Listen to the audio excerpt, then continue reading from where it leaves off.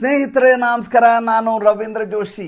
ಶನಿವಾರ ಬೆಳಗ್ಗೆ ನಿಮಗೊಂದು ಒಳ್ಳೆ ಶಾಯರಿಯನ್ನು ಕೇಳಿಸಿ ಇವತ್ತಿನ ಕಾರ್ಯಕ್ರಮವನ್ನು ಪ್ರಾರಂಭ ಮಾಡ್ತೀನಿ. ಶಾಯರಿ ಹೇಳೋರು ಬೇರೆ ಯಾರೂ ಅಲ್ಲ, ನಾವು ನೀವು.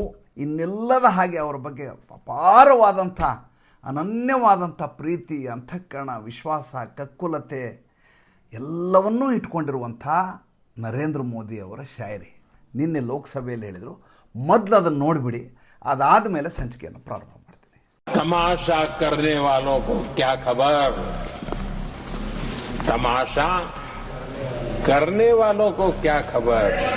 ಹೆಂಗಿದೆ ಸ್ವಾಮಿ, ಅರ್ಥ ಹೇಳ್ತೇನೆ ಕೇಳಿ. ಮೊದಲು ಅವ್ರು ಹೇಳಿದ್ದೇನು ಅಂದರೆ, ತಮಾಷಾ ಕರ್ನೆ ವಾಲೋಂಕು ಕ್ಯಾ ಖಬರ್, ತಮಾಷಾ करने वालों को क्या खबर, हमने कितने तूफानों को पार कर दिया जलाया.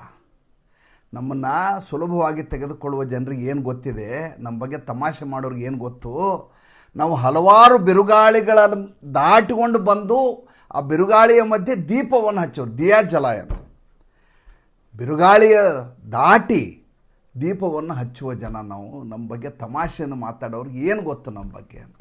100ಕ್ಕೆ 100ರಷ್ಟು ದಿಟ.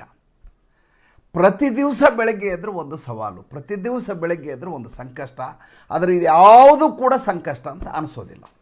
ಈಗ ಆ ರೀತಿಯ ಉಳಿದ ಹೊಗಳಿಕೆ ವಿಚಾರ ಬೇಕಿಲ್ಲ, ನೇರವಾಗಿ ವಿಷಯಕ್ಕೆ ಬರ್ತೀನಿ. ಭಾಳ ದೊಡ್ಡ ಮಟ್ಟದ ಒಂದು ಧಮಕಿಯನ್ನು ಈಗ ಕಾಕ್ರೋಚ್ ಜನತಾ ಪಾರ್ಟಿ ನಿನ್ನೆ ಸಂಜೆ ಕೊಟ್ಟಿದೆ. ಇವರೆಲ್ಲ ಏನಾಗಿದೆ ಅಂದರೆ, ಒಂದು ಭಾಳ ಚೆನ್ನಾಗಿದೆ ಮಾತು. ನಾನಾ ಪಾಟೇಕರ್ದು ಯಾವುದೋ ಒಂದು ಸಿನಿಮಾದಲ್ಲಿ ಹೇಳ್ತಾನೆ, ಬಚ್ಚಾ ಸಮಾಜಕ್ಕೆ ಕಂಧೆ ಪೇ ಬಿಠಾಲಿಯಾ ತೋ ಕಾನ್ ಮೇ ಮೂತಾ ಥಾ ಅಂತ. ಮಗು ಅಂತೇಳಿ ಹೆಗಲ ಮೇಲೆ ಕೂಡಿಸ್ಕೊಂಡ್ರೆ ಕಿವಿನಲ್ಲಿ ಸೂಸು ಮಾಡಿತ್ತಂತೆ ಮಗು. ಆ ರೀತಿ ಇವರು ಆಡ್ತಾ ಇರೋದು. ಮನಸ್ಸು ಮಾಡಿದರೆ ಪ್ಯಾರಾಮಿಲಿಟ್ರಿ ಫೋರ್ಸ್ ಹಚ್ಚಿ, ಇದೇ ಆರ್ ಎ ಎಫನ್ನು ಇಟ್ಕೊಂಡು, ಇದೇ ಪೊಲೀಸನ್ನು ಇಟ್ಕೊಂಡು ಸಾಪು ಸಪಾಟ್ ಮಾಡಿಬಿಡ್ಬೋದಿತ್ತು. 8 ದಿವಸ ಗಲಾಟೆ ಆಗೋದು, ನ್ಯಾಯಾಂಗ ತನಿಖೆ ಆಗೋದು, ಸುಪ್ರೀಂ ಕೋರ್ಟು ಹೆಚ್ಚಂದರೆ ಛೀಮಾರಿ ಹಾಕಿರೋದು, ಒಂದು ಸಮಸ್ಯೆಯ ಪರಿಹಾರ ಆಗಿಬಿಡೋದು. ಆದರೆ ನರೇಂದ್ರ ಮೋದಿ, ಅಮಿತ್ ಶಾ ಅವರು ಅಂತಃಕರಣವನ್ನು ಮೆರೆದರು. ಯಾರದೋ ಮನೆಯ ಮಗ ಈ ರೀತಿ ಗುಂಡಿನ ದಾಳಿಯಲ್ಲಿ ಗೋಲಿಬಾರ್ನಲ್ಲಿ ಸತ್ತು ಹೋಗ್ಬಿಟ್ರೆ ಜೀವಮಾನ ಪರ್ಯಂತ ಆ ಕುಟುಂಬ ನರಳುತ್ತಾ ಸಾಯುತ್ತೆ. ಅದಕ್ಕಂಥ ಕೆಲಸ ಮಾಡೋದು ಬೇಡ ಅಂತ ಇವರಿಗೆ ಒಂದು ಸ್ವಲ್ಪ ಲೀನಿಯನ್ಸನ್ನು ಕೊಟ್ಟರು. ಏನಾಯಿತು ಈಗ ಅವನ ಹೆಸರೇನು, ಆಶುತೋಷ್ ರಾಂಕಾ ಇದ್ದಾನಲ್ಲ, ನಿನ್ನೆ ಸಂಜೆ ಹೇಳ್ತಾನೆ, ನಿಮಗೆ 2 ದಿನಗಳ ಅವಧಿಯನ್ನು ಕೊಡ್ತೇನೆ ನರೇಂದ್ರ ಮೋದಿಜಿ ಇಲ್ಲ ಇವರು, ನರೇಂದ್ರ ಮೋದಿ 2 ದಿವಸ ಟೈಮ್ ಕೊಡ್ತೀವಿ. ನೀವೇನಾದರೂ ಅವರು ಧರ್ಮೇಂದ್ರ ಪ್ರಧಾನ್ ರಾಜೀನಾಮೆ ತಗೊಳ್ಳಿಲ್ಲ ಅಂದರೆ ನಾವು 20ನೇ ತಾರೀಕು ಮಾಡಿದ್ದು ಏನೂ ಅಲ್ಲ, ಜುಲೈ 20ನೇ ತಾರೀಕು ಮಾಡಿದ್ದು. 2 ದಿವಸ ಆದಮೇಲೆ ಇಡೀ ದೇಶಾದ್ಯಂತ ಆ ರೀತಿಯಾದಂಥ ದಾಳಿಯನ್ನು ಏಕಕಾಲಕ್ಕೆ ಮಾಡ್ತೀವಿ, ರ್ಯಾಲಿಯನ್ನು ಮಾಡ್ತೀವಿ. ಮೊದಲನೇದಾಗಿ ನಿನ್ನೆ ಇಡೀ ದೇಶಾದ್ಯಂತ ನೀಡಿದ ಕರೆ ಎಷ್ಟರ ಮಟ್ಟಿಗೆ ಯಶಸ್ವಿಯಾಗಿದೆ ಅನ್ನೋದನ್ನ ನೀವೇ ಪ್ರಮಾಣೀಕರಿಸಿ ನೋಡಿ. ಎಲ್ಲೋ 1-2 ಕಡೆ ಗಲಾಟೆ ಆಗಿದ್ದು ಬಿಟ್ಟರೆ ಬಾಕಿ ಎಲ್ಲಿಯೂ ಕೂಡ ವರ್ಕೇ ಆಗಲಿಲ್ಲ. ಉತ್ತರ ಪ್ರದೇಶದಲ್ಲಂತೂ ಉಸಿರೇ ಇಲ್ಲ. ಹಾಗಿರುವಾಗ ಯಾವ 20ನೇ ತಾರೀಕು ಸಂಸತ್ ಮೇಲೆ ದಾಳಿಯನ್ನು ಮಾಡಲಿಕ್ಕೆ ಇವರೆಲ್ಲ ಸಂಚು ಮಾಡಿದ್ರು, ಅದಕ್ಕಿಂತ ದೊಡ್ಡ ಮಟ್ಟದ ಇದನ್ನು ರ್ಯಾಲಿಯನ್ನು ಈಗ ದೇಶಾದ್ಯಂತ ಒಂದೇ ದಿನ ಮಾಡ್ತಾರಂತೀವಿ. ಅದನ್ನು ನರೇಂದ್ರ ಮೋದಿಗೆ ಧಮಕಿ ಕೊಡ್ತಾ ಇದ್ದಾರೆ. ಅದಕ್ಕಾಗಿ ಈ ಶಾಯರಿ ಹೇಳಿದೆ, ಎಷ್ಟು ಬಿರುಗಾಳಿಗಳನ್ನು ದಾಟಿಕೊಂಡು ಬಂದು ಜ್ಯೋತಿಯನ್ನು ಬೆಳಗಿಸಿದವರು ನಾವು, ನಮ್ಮ ಬಗ್ಗೆ ಅಷ್ಟು ಸುಲಭವಾಗಿ ತೆಗೆದುಕೊಳ್ಳಬೇಡಿ. ಇಷ್ಟು ದಿವಸ ಬರೀ ರಾಜೀನಾಮೆ ಕೇಳ್ತಾ ಇದ್ರು, ಈಗ ಅದಕ್ಕೆ ಗಡುವನ್ನು ವಿಧಿಸ್ತಾ ಇದ್ದಾರೆ. ಯಾಕೆ ಹಂಗೆ ಹೇಳಿದ ಆತ ಅಂದರೆ, ಆತ ಡೆಸ್ಪರೇಟ್ ಆಗಿದ್ದಾನೆ. ಅವರ ಕೈ ತಪ್ಪಿ ಈ ಇಡೀ ಅಭಿಯಾನ ಅಲ್ಲ ಅದೀಗ ದಂಗೆ, ಅದು ಆ ಇಡೀ ವ್ಯವಸ್ಥೆ ಏನಾಗಿದೆ ಅಂತಂದರೆ ಅವ್ರ ಕೈ ತಪ್ಪಿ ಹೋಗಿದೆ. ಅಲ್ಲಿ ಬರುವ ಜನ ಯಾರು ಜಂತರ್ ಮಂತರ್ ಮಧ್ಯದಲ್ಲಿ ಕೂಡ್ತಾ ಇಲ್ಲ. ರೋಡ್, ಆ ಎಡಗಡೆ ಇರೋ ರೋಡು, ಬಲಗಡೆ ಇರೋ ರೋಡು, ಅಲ್ಲಿ ಬಾಯಿಗೆ ಬಂದಾಗ ಮಾತಾಡ್ತಾರೆ, ಕಂಡವ್ರ ಬಗ್ಗೆ ಅಶ್ಲೀಲವಾಗಿ ಕಮೆಂಟ್ ಮಾಡ್ತಾರೆ, ಯಾರೋ ಜಗಳ ಮಾಡ್ತಿರ್ತಾರೆ, ಇನ್ಯಾರೋ ಮೀಡಿಯಾದವ್ರನ್ನ ಹೊಡಿತಾ ಇರ್ತಾರೆ. ಏನೆಲ್ಲ ಅಪಸವ್ಯಗಳು ನಡಿಬಹುದು, ಏನೆಲ್ಲ ರಾದ್ಧಾಂತಗಳು ನಡಿಬಹುದು, ಏನೆಲ್ಲ ತಟವಟುಗಳು ನಡೀಬೋದು, ಎಲ್ಲವೂ ಕೂಡ ಅಲ್ಲಿ ನಡೀತಾ ಇದ್ದಾವೆ. ಇವರು ಅದರ ಮೇಲೆ ಕಂಟ್ರೋಲನ್ನು ಹೊಂದಿಲ್ಲ. ವೇದಿಕೆ ಎದುರುಗಡೆ ಇರುವ ಜನ ಎಷ್ಟಿದ್ದಾರೋ ಅದರ 3 ಪಟ್ಟು 4 ಪಟ್ಟು ಅಲ್ಲಿ ಇಲ್ಲಿ ಚದುರು ಹೋಗಿದ್ದಾರೆ. ಅವರವರು ತಮ್ಮ ವ್ಯವಹಾರದಲ್ಲಿ ನಿರತರಾಗಿದ್ದರು. ಇದು ನಾನು ಮೊದಲೇ ದಿವಸನ ಹೇಳಿದೆ. ಇದು ಹೆಂಗೆ ಅಂದರೆ, ಈ ಸಿದ್ದರಾಮಯ್ಯ, ಡಿ ಕೆ ಶಿವಕುಮಾರ್ ಅವರು ಅಲ್ಲಲ್ಲಿ ಸಮಾವೇಶಗಳನ್ನು ಮಾಡ್ತಾರೆ. ಮಹಿಳಾ ಸಮಾವೇಶ, ಭಾಗ್ಯಲಕ್ಷ್ಮಿ ಸಮಾವೇಶ, ರೈತರ ಸಮಾವೇಶ, ಈ ರಾಜಕಾರಣಿಗಳು ಎಲ್ಲರೂ ಅವಾಗ ಬಂದಿರೋ ಜನ ಇದ್ದಾರಲ್ಲ, ಬಸ್ ಇಳಿದವರು ಯಾರು ಸ್ಟೇಜ್ ಹತ್ರ ಹೋಗಲ್ಲ. ಅವರು ಮೊದಲು ಎಲ್ಲಿ ಊಟ ಕೊಡ್ತಾರೆ ಅದನ್ನ ಹುಡ್ಕೊಂಡು ಹೋಗ್ತಾರೆ, ಎಲ್ಲಿ ನೀರಿನ ಬಾಟ್ಲಿ ಸಿಕ್ತು ನೋಡ್ತಾರೆ, ದುಡ್ಡು ಕೊಡೋನು ಎಲ್ಲಿದ್ದಾನೆ ನೋಡ್ತಾರೆ. ಅದೆಲ್ಲವನ್ನು ಬಂದೋಬಸ್ತ್ ಮಾಡಿ ಸಮಯ ಸಿಕ್ಕರೆ ಬಿಸಿಲಿಲ್ಲ ಅಂದರೆ ಬಂದು ಟೆಂಟಲ್ಲಿ ಕೂತ್ಕೋತಾರೆ. ಹಾಗೆ ಇಲ್ಲಿ ಏನಾಗಿದೆ ಅಂತಂದರೆ ಇಲ್ಲಿ ಪಿಕ್ನಿಕ್ಕು ಟೈಮ್ ಪಾಸ್ ಅನ್ನುವ ರೀತಿಯಲ್ಲಿ ಮತ್ತು ಬರ್ಗರು ಪಿಜ್ಜಾ ಎಲ್ಲ ಉಚಿತವಾಗಿ ಸಿಗತ್ತಲ್ಲ, ಒಂದು ರೀತಿಯ ದಾಸೋಹ, ಮಜಾ ನೋಡೋಣ ಅಂತ ಬರೋ ಜನ ಜಾಸ್ತಿ. ಒಂದಷ್ಟು ಜನ ಮ್ಯೂಸಿಕ್ ಹಾಕ್ಕೊಂಡು ಡ್ಯಾನ್ಸ್ ಮಾಡ್ತಾ ಇರ್ತಾರೆ, ಇನ್ಯಾರೋ ಹುಡುಗಿಯರೆದುರಿಗೆ ಜೋಕ್ ಮಾಡ್ತಿರ್ತಾರೆ, ಇನ್ಯಾರೋ ಪೊಲೀಸರಿಗೆ ಕಟ್ಕೆ ಆಡ್ತಿರ್ತಾರೆ, ಇನ್ಯಾರೋ ಜರ್ನಲಿಸ್ಟ್ಗಳು ಹೊಡಿತಾ ಇರ್ತಾರೆ. ನಿಮ್ಗೆ ಗೊತ್ತಿರಲಿ, ಕಿಸಾನ್ ಮೋರ್ಚಾ ಆಯ್ತಲ್ಲ ಶಂಭು ಬಾರ್ಡ್ರಲ್ಲಿ, ಆ ಸಂದರ್ಭದಲ್ಲಿ ಯಾವ ಸ್ಥಿತಿ ನಿರ್ಮಾಣ ಆಯಿತು ಅದೇ ಸ್ಥಿತಿ ಈಗ ನಿರ್ಮಾಣ ಆಗಿದೆ. ಅತ್ಯಂತ ಪ್ರತಿಷ್ಠಿತವಾದ ಚಾನಲ್ಗಳು ಯಾವ್ಯಾವ ಇದ್ದಾವೆ, ಟೈಮ್ಸ್ ನೌ ಇರ್ಬೋದು, ನ್ಯೂಸ್ 18 ಇರ್ಬೋದು, NDTV ಇರ್ಬೋದು, ರಿಪಬ್ಲಿಕ್ TV ಇರ್ಬೋದು, ಇವರು ಎಲ್ಲ ವರದಿಗಾರನ ಅಲ್ಲಿ ಥಳಿಸಿದ್ದಾರೆ, ಅವ್ರ ಮೇಲೆ ಮಾಬ್ ಲಿಂಚಿಂಗ್ ಮಾಡಿದ್ದಾರೆ, ನೀವೆಲ್ಲ ಗೋಧಿ ಮೀಡಿಯಾ ಅಂತ ಅಲ್ಲಿಂದ ಓಡಿಸಿದ್ದಾರೆ. ನೋಡಿ, ನಿಮ್ಮ ವಿಚಾರಧಾರೆ ನೀವು ಹೇಳ್ತೀರಿ, ಆದರೆ ನನ್ನ ವಿಚಾರಧಾರೆ ವ್ಯತಿರಿಕ್ತವಾಗಿದೆ ಅನ್ನುವಂಥ ಕಾರಣಕ್ಕೋಸ್ಕರ ನನ್ನನ್ನು ನೀವು ಥಳಿಸೋ ಹಾಗಿಲ್ಲ. ಇಲ್ಲ ಸ್ವಾಮಿ, ನಿಮ್ಗೆ ಉತ್ತರ ಕೊಡಲ್ಲ, ದಯವಿಟ್ಟು ನಮ್ಮ ಹತ್ರ ಮಾತು ಕೇಳಬೇಡಿ ಅಂತ ಹೇಳಬೇಕು, ದೂರವನ್ನು ಕಾಪಾಡ್ಕೋಬೇಕು. ಅದು ಬಿಟ್ಟು ಎಲ್ಲ ಸೇರಿ ಕ್ಯಾ ಬೋಲ್ ರಾ ಗೋಧಿ ಮಡಿ ಹಿಂದಿಂದ 100 ಜನ ಬರ್ತಾರೆ, ಕರೆಕ್ಟಾಗಿ ಮಧ್ಯದಲ್ಲಿ ಸಿಗಾಕೋತಾನ ಅವನು. ಎಂಥ ಘನಂದಾರಿ ವ್ಯಕ್ತಿಯಾಗಿದ್ದರೂ ಕೂಡ, ಎಂಥ ಬಾಹುಬಲಿಯಾಗಿದ್ದರೂ ಕೂಡ ಆತ ಸುತ್ತಲೂ ಆ ರೀತಿ ಜನ ಸೇರಿದಾಗ ಮಾಬ್ ಲಿಂಚಿಂಗ್ ಆಗುತ್ತೆ ಅನ್ನುವಂಥ ಭಯ ಉಂಟಾಗತ್ತೆ. ಒಬ್ಬ ACP ಆಗಿದೆ ಮೊನ್ನೆ ದಿಲ್ಲಿಯಲ್ಲಿ, ಎಲ್ಲ ಸೇರಿ ಹೊಡೆದ್ರು, ಈಗ ಆಸ್ಪತ್ರೆಯಲ್ಲಿ ಅಡ್ಮಿಟ್ ಆಗಿದ್ದಾರೆ. ಅವ್ರ ಬಗ್ಗೆ ನಿನ್ನೆ ಹೇಳಿದೆ ನಾನು, ಅಟೆಂಪ್ಟ್ ಮರ್ಡರ್ ಕೇಸ್ ಹಾಕಲಾಗಿದೆ ಒಂದಿಷ್ಟು ಜನರ ಮೇಲೆ. ಈಗ ಮನೆ ಹುಡ್ಕೊಂಡು ಹೋಗೋ ಕೆಲಸ ಶುರುವಾಗಿದೆ. ನಿಮಗೆ ಈಗಾಗಲೇ ಹೇಳಿದ್ದೀನಿ, ಫೇಸ್ ಟ್ರೇಸಿಂಗ್ ಶುರು ಆಗಿಬಿಟ್ಟಿದೆ ಈಗಾಗಲೇ. ಯಾರು ಉಳಿಯೋದಿಲ್ಲ. ಮಧ್ಯೆ ಏನಾಗಿದೆ, 2 ಬೆಳವಣಿಗೆಗಳಾದವು. ಏನು, ಇವರು ಬೇಡಿಕೆಯನ್ನು ಇಟ್ಟರು, ನಾನು ನಿನ್ನೆ ನಿಮ್ಗೆ ಹೇಳಿದೆ. ಒಂದು, ಆತ ರಾಜೀನಾಮೆಯನ್ನು ಪಡಿಬೇಕು. 2ನೇದು, ಅವ್ರ ಕುಟುಂಬದವರಿಗೆ ಯಾರ್ಯಾರು ಆತ್ಮಹತ್ಯೆ ಮಾಡ್ಕೊಂಡಿದ್ರೆ 1 ಕೋಟಿ ರೂಪಾಯಿ ಕೊಡಬೇಕು. ಈ ರೀತಿ ಒಂದು 5 ಬೇಡಿಕೆಯನ್ನು ಅವರು ಇಟ್ಟು, ಈ ಕಡೆ ರಾಹುಲ್ ಗಾಂಧಿ ಶುರು ಮಾಡಿದ್ರು. जिन्होंने हमारा स्टूडेंट्स को मारा, ಇವತ್ತು ಪ್ರೆಸ್ ಮೀಟ್ ಮಾಡಿದ್ರು ನಿನ್ನೆ ಅವರು, जिन्होंने हमारा स्टूडेंट्स को मारा है वो क्षमा मांगना पड़ेगा अभी. ಯಾರು ಇವ್ರಿಗೆ ಹೊಡೆದಿದ್ದಾರೆ, ಒಬ್ಬ ಹುಡುಗನ ಕರ್ಕೊಂಬಂದಿದ್ದ ಪ್ರೆಸ್ ಮೀಟ್ಗೆ. ಆ ಹುಡುಗನಿಗೆ ಇದರಿಂದ ಹೊಡೆದಿದ್ದಾರಂತೆ, ಏನದು ಪ್ಯಾಲೆಟ್ ಗನ್ನಿಂದ ಹೊಡೆದಿದ್ದಾರಂತೆ. ಪ್ಯಾಲೆಟ್ ಗನ್ನ ಬಳಸೇ ಇಲ್ಲ ಅಲ್ಲಿ. ಸುಳ್ಳು ಹೇಳಲಿಕ್ಕಾಗಲ್ಲ ನೀವು. CCTV ಫುಟೇಜ್ ಇದೆ, ಎಲ್ಲ ಕಡೆ ವಿಡಿಯೋಗಳಿದ್ದಾವೆ. ಪ್ಯಾಲೆಟ್ ಗನ್ ಬಳಸಲಿಲ್ಲ. ಪ್ಯಾಲೆಟ್ ಗನ್ನ ನಿಷೇಧಿಸಲಾಗಿದೆ. ಕಡೆಯ ಅಸ್ತ್ರ ಅದು, ಗೋಲಿಬಾರ್ಗಿಂತ ಮುಂಚಿಂದು. ಆ ಹುಡುಗನ ಬೆನ್ನು ಹಿಡಿದು ತೋರಿಸ್ತಾರೆ, ನೋಡಿ ಇಲ್ಲಿ ಪ್ಯಾಲೆಟ್ ಗನ್ನಿಂದ ಹೊಡೆದಿದ್ದಾರೆ, ಇಲ್ಲಿ ಹೊಡೆದಿದ್ದಾರೆ, ಅಲ್ಲಿ ಹೊಡೆದಿದ್ದಾರೆ ಅಂತ ತೋರಿಸ್ತಾರೆ. ತೋರಿಸಿ ಆದಮೇಲೆ ಅವರು ಹೊಸ ಬೇಡಿಕೆ, ಈಗ ಇವ್ರದ್ದು ಮುಗೀತಿ. ಇವ್ರದ್ದು ಯಾರ್ದು, ಕಾಕ್ರೋಚ್ ಜನತಾ ಪಾರ್ಟಿಯ ಬೇಡಿಕೆ ಏನಪ್ಪ ಅಂತಂದ್ರೆ ಧರ್ಮೇಂದ್ರ ಪ್ರಧಾನ್ ರಾಜೀನಾಮೆ, ದುಡ್ಡು ಕೊಡು, ಅವೆಲ್ಲ 5. ಇವ್ರದ್ದು ಬೇರೆ. ಈಗ ಇವ್ರದ್ದೇ ಧರ್ಮೇಂದ್ರ ಪ್ರಧಾನ್ ಮೊದಲು ರಾಜೀನಾಮೆ ಕೊಡಬೇಕು, ಕಾಮನ್ ಅಜೆಂಡಾ. 2ನೇದು, ಯಾರು ಹೊಡೆದಿದ್ದಾರಲ್ಲ ಮಕ್ಕಳಿಗೆ ಅವರೆಲ್ಲ ಕ್ಷಮೆ ಕೇಳಬೇಕು ಮತ್ತು ಅವ್ರ ಮೇಲೆ ಕ್ರಮ ಕೈಗೊಳ್ಳಬೇಕು. ಯಾವ ಪೊಲೀಸರು ಲಾಠಿ ಚಾರ್ಜ್ ಮಾಡಿದ್ರೋ ಅವರೆಲ್ಲ ಕ್ಷಮೆ ಕೇಳಬೇಕಂತೆ ಬಹಿರಂಗವಾಗಿ. ಅದು ಅಲ್ಲದೆ ಅವ್ರ ಮೇಲೆ ಕೇಸ್ ಹಾಕ್ಬೇಕಂತೆ. 3ನೇ ಬೇಡಿಕೆ ಕೇಳಬೇಕು ನೀವು, ರಾಷ್ಟ್ರವನ್ನು ಉದ್ದೇಶಿಸಿ ನರೇಂದ್ರ ಮೋದಿ ಬಹಿರಂಗವಾಗಿ ಕ್ಷಮೆ ಯಾಚನೆ ಮಾಡಬೇಕು ಈ ಪ್ರಕರಣಕ್ಕೆ ಸಂಬಂಧಪಟ್ಟ ಹಾಗೆ. ಅಲ್ಲಿವರೆಗೂ ಇವ್ರ ಹೋರಾಟ ಮುಂದುವರಿಯುತ್ತಂತೆ. ರಾಹುಲ್ ಗಾಂಧಿ ವಾಸ್ತವಿಕ ನೆಲೆಯಲ್ಲಿ ಏನಾದರೂ ಆಲೋಚನೆ ಮಾಡುವಂಥ ಮನಸ್ಥಿತಿಯನ್ನು ಉಳಿಸ್ಕೊಂಡಿದ್ದಾರೆ ಅಂತ. ದ್ವೇಷವನ್ನು ಸಾಧಿಸುವುದನ್ನು ಬಿಟ್ಟರೆ, ಎಷ್ಟು ಸಾಧ್ಯವೋ ಅಷ್ಟು ಮತ್ಸರ ಪಡುವುದನ್ನು ಬಿಟ್ಟರೆ ಈತ ಬೇರೆ ಏನನ್ನೂ ಮಾಡಲಾರನೋ ಪ್ರೂವ್ ಆಗಿಬಿಟ್ಟಿದೆ. ಯಾಕೆ ಅಂದರೆ ಲೋಕಸಭೆಯಲ್ಲಿ ನಮಗೆ ಚರ್ಚೆಗೆ ವಿಷಯ ಕೊಡಿ ಅಂತ ಕೇಳಿದರು. ಈ ವಿಷಯವಾಗಿ ಚರ್ಚೆ ಮಾಡಬೇಕು. ಆಯಿತು, ಚರ್ಚೆ ಮಾಡಿ. ಇಲ್ಲ, ನಾವು ಚರ್ಚೆ ಮಾಡಲ್ಲ. ಯಾಕೆ ಚರ್ಚೆ ಮಾಡಲ್ಲ? ಯಾಕೆ ಅಂದರೆ ಮೊದಲು ರಾಜೀನಾಮೆ ಕೊಡಿಸಿ. ಅಲ್ಲ ರೀ, ಅವ್ರು ರಾಜೀನಾಮೆ ಕೊಟ್ಟ ಮೇಲೆ ಚರ್ಚೆ ಏನು ಬಂತಲ್ಲಿ, ಮುಗೀತಲ್ಲ ಇಶ್ಯೂ. ಅದರ ಮಧ್ಯೆ ನಿನ್ನೆ ಕ್ಯಾಬಿನೆಟ್ ಮೀಟಿಂಗ್ ಆಯಿತು. ಕ್ಯಾಬಿನೆಟ್ ಮೀಟಿಂಗಲ್ಲಿ ಘೋರ ಕಠಿಣವಾದಂಥ ವಿಧೇಯಕವನ್ನು ಮಂಡನೆ ಮಾಡ್ತಾ ಇದ್ದಾರೆ ಸೋಮವಾರ ದಿವಸ. ಏನದು? ಮೊದಲನೇದಾಗಿ non bailable offence, paper leak ಆಗೋದಿದೆಯಲ್ಲ, ನಾನ್ ಬೇಲಬಲ್ ಅಫೆನ್ಸು. 2ನೇದಾಗಿ ಯಾವ ಇನ್ಸ್ಟಿಟ್ಯೂಷನ್ನವ್ರು ಅಕಸ್ಮಾತ್ ಅದನ್ನೇನಾದರೂ ಈ ಟ್ಯೂಷನ್ ಸೆಂಟರ್ ಶಾಶ್ವತವಾಗಿ ಕ್ಲೋಸು ಯಾರು ಮಾಡಿದ್ದಾರೆ ಅದು ನಾನ್ ಬೇಲಬಲ್ ಅಫೆನ್ಸು. 10 ವರ್ಷ ಜೈಲು ಶಿಕ್ಷೆ ಜೊತೆಗೆ ಒಂದು ಶಿಕ್ಷೆ ಅಥವಾ 10 ಕೋಟಿ ರೂಪಾಯಿ ಪೆನಾಲ್ಟಿ. ಯಾವುದಾದ್ರೂ ಕೇಸಲ್ಲಿ ಕೇಳಿದಾರನ್ರಿ? ಆ ರೀತಿಯಾದಂಥ ಪಾಲಿಸಿ ಮಾಡ್ತಾ ಇದ್ದಾರೆ. ಯಾವಾಗಲೂ ಸಂಸತ್ನಲ್ಲಿ ಏನಾಗಬೇಕು, ಸಂಸತ್ನಲ್ಲಿ ಯಾರನ್ನೋ ರಾಜೀನಾಮೆ ಕೊಡೋ ಮೂಲಕ ಯಾವುದೇ ಸಮಸ್ಯೆ ಪರಿಹಾರ ಆಗಲ್ಲ.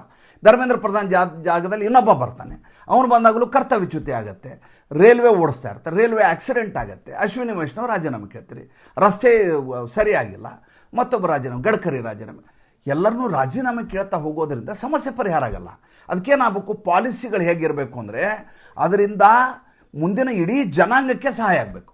ಆ ರೀತಿಯಾದಂಥ ಪಾಲಿಸಿಯನ್ನು ನಿನ್ನೆ ನರೇಂದ್ರ ಮೋದಿ ಕ್ಯಾಬಿನೆಟ್ನಲ್ಲಿಟ್ಟು ಪಾಸ್ ಮಾಡಿಸ್ಬಿಟ್ರು.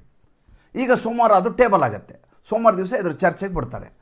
ಈಗಾಗಲೇ ಇವರು ಒಳಗಡೆ ಕೂಡಲಾರದೆ ಗಲಾಟೆ ಮಾಡಿ ನಿಮ್ಗೆ ಹೇಳಿದ್ದೀನಿ, ಮೋದಿ ಶಾ ಚೋರ್ ಹೈ ಅಂತೇಳಿ ನೀನು ಗಲಿ ಗಲಿ ಮೇ ಶೋರ್ ಹೈ, ಮೋದಿ ಶಾ ಚೋರ್ ಹೈ ಅಂತ ನೀನು ಕೂತ್ಕೊಂಡು ಮಲ್ಲಿಕಾರ್ಜುನ ಮುತ್ಯ ಹೋದ. ಯಾರೋ ನನಗೆ ಕೆಳಗೆ ಹೇಳಿದ್ರೆ ಕಮೆಂಟ್ ಮಾಡ್ತೆ, 84 ವರ್ಷ ಅಲ್ಲ ಮನುಷ್ಯನಿಗೆ 85 ಕರೆಕ್ಟು, 84ನೇ ಹುಟ್ಟುಹಬ್ಬ ಮುಗಿಸ್ಕೊಂಡು 85 ಕಾಲಿಟ್ಟು ಇರಲಿ.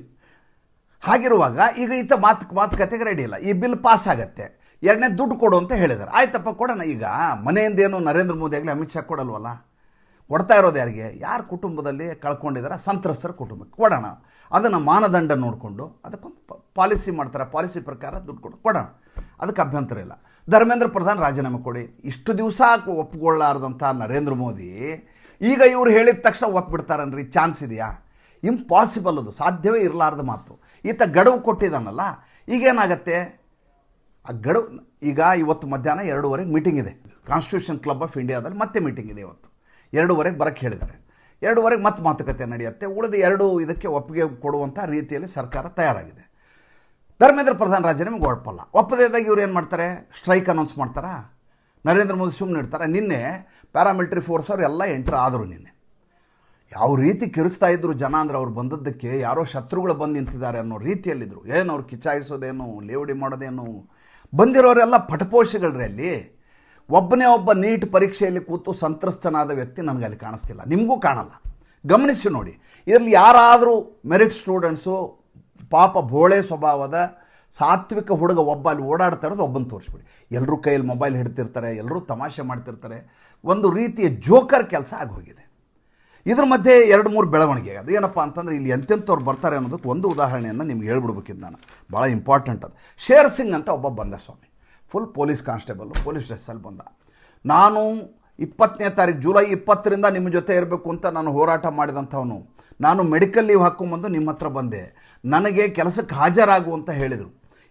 ನನಗೆ ಕೆಲಸಕ್ಕೆ ಹಾಜರಾಗು ಅಂದರು. ನಾ ಹೇಳಿದೆ ಕೆಲಸಕ್ಕೆ ಹಾಜರಾಗಲ್ಲ, ಈ ವ್ಯವಸ್ಥೆಯಲ್ಲಿ ನಾನು ಕೆಲಸ ಮಾಡಲಿಕ್ಕೆ ತಯಾರಿಲ್ಲ ಅಂತ ರಾಜೀನಾಮೆ ಬಿಸಾಕಿ ಬಂದುಬಿಟ್ಟಿದ್ದೀನಿ ಅಂತ. ಹೋ ಅಂತ ಜನ ಚಪ್ಪಾಳೆ ಹೊಡೆದ್ರು. ಶೇರ್ ಸಿಂಗ್ ಅಂತ ಪೊಲೀಸ್ ಕಾನ್ಸ್ಟೇಬಲ್. ಈತ ಎಲ್ಲಿ ಅವನು ಅಂತ ಆಮೇಲೆ ಕ್ಲಾರಿಫಿಕೇಷನ್ ಕೊಡ್ತಾರೆ. ಸ್ವತಃ ನಿವೇದಿತಾ ಕುಕ್ರೇತಿ ಅಂಥೇಳಿ IG, ಕುಮಾರ್ ವಲಯದ IG. ಇದು ಬರೋದು ಉತ್ತರಾಖಂಡದಲ್ಲಿ IG ಆಗಿರುವಂಥ ನಿವೇದಿತಾ ಕುಕ್ರೇತಿ ಹೇಳ್ತಾರೆ, ಜೂನ್ 28ರಿಂದ ಈತ ನಾಪತ್ತೆ ಆಗಿದ್ದಾನೆ, ಎಲ್ಲಿದ್ದಾನಂತೆ ಗೊತ್ತಿಲ್ಲ. ಜುಲೈ 20ಕ್ಕೆ ವಾಪಸ್ ಹಾಜರಾಗ್ತೀನಿ ಅಂತ ಹಾಜರು ಮಾಡ್ಕೊಂಡಿಲ್ಲ ಅವನ್ನ. ಯಾಕಂದರೆ ಅವನ ಮೇಲೆ ಕ್ರಿಮಿನಲ್ ಮೊಕದ್ದಮೆಗಳಿದ್ದಾವೆ. ಭೂ ಕಬಳಿಕೆ ಕೇಸಲ್ಲಿ ಸಿಗಾಕೊಂಡಿದ್ದಾನೆ ಉತ್ತರಾಖಂಡದಲ್ಲಿ, ಹರಿದ್ವಾರದಲ್ಲಿ ಈತ. ಜೊತೆಗೆ ಈತ ಗ್ಯಾಂಗ್ಸ್ಟರ್ಗಳ ಜೊತೆ ಓಡಾಡಿ ಕ್ರಿಮಿನಲ್ ಕೆಲಸಗಳನ್ನ ಮಾಡ್ತಾನೆ, ಪೊಲೀಸ್ ಕಾನ್ಸ್ಟೇಬಲ್ ಅಂತೆ. ಆದ್ದರಿಂದ ಈತನನ್ನು ಅಮಾನತಿನಲ್ಲಿ ಇಡಲಾಗಿದೆ. ಡಿಪಾರ್ಟ್ಮೆಂಟ್ಲಿ ಎನ್ಕ್ವೈರಿ ನಡೀತಾ ಇದೆ ಅವನ ಬಗ್ಗೆ ಅಂತ. ಈತ ಬಂದು ಸ್ಟೇಜ್ ಮೇಲೆ ಹೇಳ್ತಾನೆ, ನಾನು ಪೊಲೀಸ್ ಕಾನ್ಸ್ಟೇಬಲು, ದಕ್ಷ ಪೊಲೀಸ, ಇದು ನಾನು ಈ ಮೂಮೆಂಟ್ಗೋಸ್ಕರ ಬಿಟ್ಟು ರಾಜೀನಾಮೆ ಕೊಟ್ಟು ಬಂದಿದ್ದೆ. ಹೋ ಅಂತ ಚಪ್ಪಾಳೆ ಹೊಡಿತಾರೆ. ಅಂದರೆ ಜವಾಬ್ದಾರಿಯುತ ವ್ಯಕ್ತಿಗಳಲ್ಲಿ ಯಾರೂ ಇಲ್ಲ. ಯಾರು ಏನು ಬೇಕಾದರೂ ಬಂದು ಮಾತಾಡಬಹುದು. ಅದು ಯಾಕೆ ಅಂತ ಕೇಳಲಿಕ್ಕೆ ಯಾರೂ ದಿಕ್ಕೇ ಇಲ್ಲ. ಯಾರ ಕೈಯಲ್ಲಿ ಇದು ಫಸ್ಟಿಗೆ ಶುರು ಮಾಡಿದ್ರು, ಒಂದು ಸೋಷಿಯಲ್ ಮೀಡಿಯಾ ಪೇಜ್ ರೀತಿ ಶುರು ಮಾಡಿದ್ರು, ಅವರು ಈ ದೇಶದಲ್ಲಿ ಏನೋ ದೊಡ್ಡದು ಆಗಿಬಿಡುತ್ತೆ ಅಂತೇಳಿ ನಾಟಕ ಮಾಡ್ಕೊಂಡು ಬಂದು ಕೂತ ಮೇಲೆ ಇದೊಂದು ಪಾಲಿಟಿಕಲ್ ಅಜೆಂಡಾ ಆಗಿಬಿಡ್ತು. ಇದನ್ನು ಹೇಗೆ ನಿಭಾಯಿಸಬೇಕು ಗೊತ್ತಾಗಲಾರದ ಸ್ಥಿತಿಗೆ ಬಂದು ಕೂತಿದ್ದಾರೆ. ಹಾಗಾದರೆ ಮುಂದೇನು? ಭಾಳ ದೊಡ್ಡ ಬೆಳವಣಿಗೆಗಳಾಗ್ಬಿಟ್ಟಿದೆ. ಒಂದು, ಈ ದೇಶಕ್ಕೆ ಬೇಕಾದಂಥ most wanted criminal Khalistani Patwant Singh Pannu ಬಹಿರಂಗವಾಗಿ ಇವರಿಗೆ ಬೆಂಬಲವನ್ನು ಘೋಷಿಸಿದ್ದಾನೆ. $1 ಮಿಲಿಯನ್ ಕೊಡ್ತೀನಿ ಅಂತ ಒಪ್ಕೊಂಡಿದ್ದಾನೆ.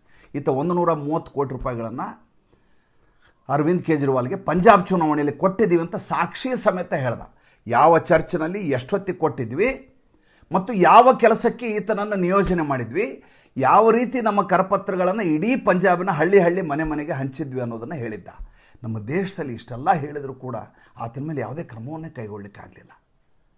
ನಮ್ಮ ದೌರ್ಭಾಗ್ಯ ಇದು. ಬೇಸರ ಆಗತ್ತೆ ನನಗೆ. ಜೈಲಲ್ಲಿ ಇರಬೇಕಾದ ವ್ಯಕ್ತಿ ಇವತ್ತು ಧರ್ಮೇಂದ್ರ ಪ್ರಧಾನ್ ರಾಜೀನಾಮೆ ಕೇಳ್ತಾ ಇದ್ದಾನೆ ಕೇಜ್ರಿವಾಲ್.